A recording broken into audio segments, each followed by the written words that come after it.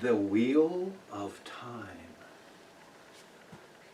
1, 2, 3, 4, 5, 6, 7, 8, 9, 10, 11, 12. We all exist within the wheel of time. To most people, the ultimate blessing would be to be freed from the cycle of birth, life, and death. In other words, to enjoy eternal life. However, this is not a blessing. In fact, it is a curse. To the person outside of time, they see their family and their friends age, grow old, and die. They watch as their children and their children's children and their children's children's children age, grow old, and die. It reaches a point where death would be a release. And there is only one way to escape the curse of eternal life. And Michael, you're going to be the one who will give the cursed one this release. Could you join me on stage, please? Thank you. Look at the hours on the clock. 1, 2, 3, 4, 5, 6, 7, 8, 9, 10, 11, 12. Mentally choose the hour that he will finally be able to die.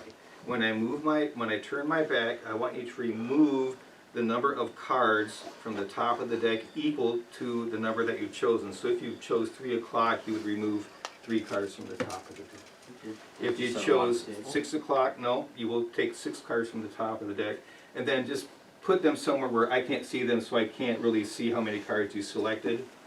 So go ahead and do that if you would. Just pick a time and then remove that many cards. And then after you do that, just kind of hold them in your hand or whatever, and then you can put the deck back on the table. Have you done all of that? Yep, we're okay, ready. Very good.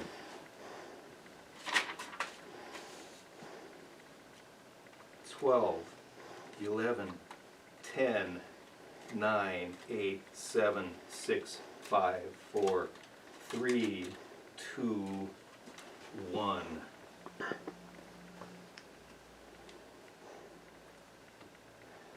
I'm going to turn my back again. Go ahead and replace the cards that you removed. Just put them on the top of the deck face down. Have you done that? Done. Very good. And now, fate takes a hand and randomizes reality. The cursed one is not standing bravely on top of the deck. The cursed one is not cowering on the bottom of the deck. 1, 2, 3, 4, 5, 6, 7, 8, 9, 10, 11, 12. Now, as the wheel of time turns, the cursed one feels that there is something different. He feels that death is approaching. And as release comes, at 10 o'clock in the morning. But there is a price to pay for his release. For you see, the one who chose the hour of his death must take his place and suffer the curse of eternal life. Michael, welcome to eternity. That was it. Wow. Praise.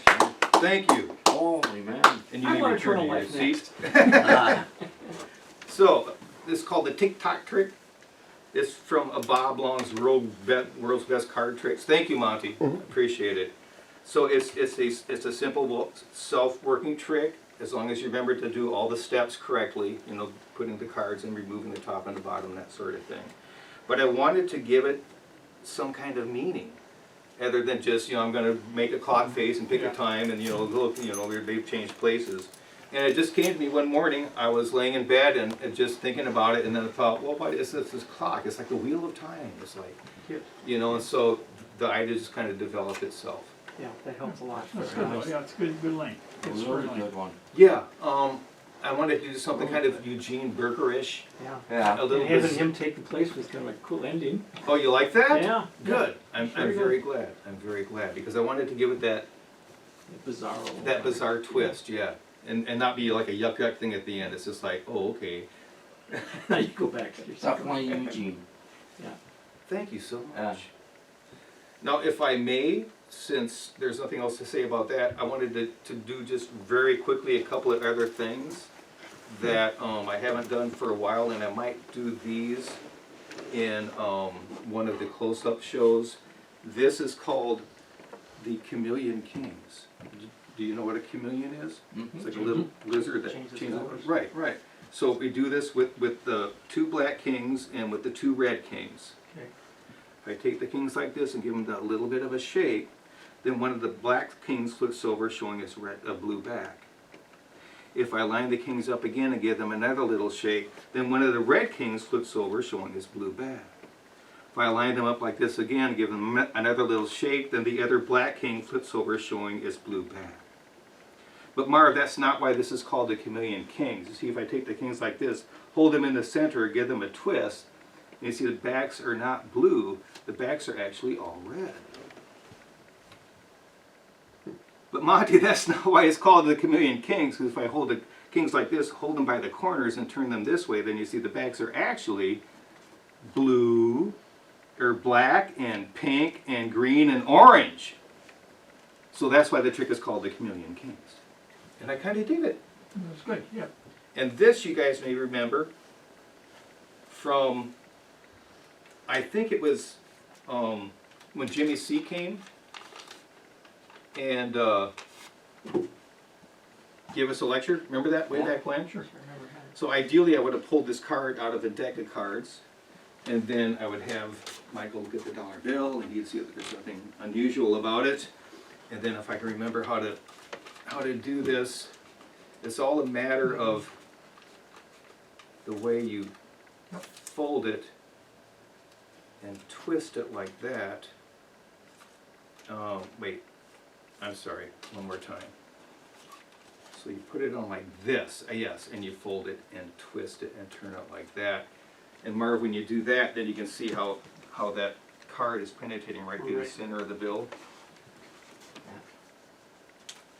See that?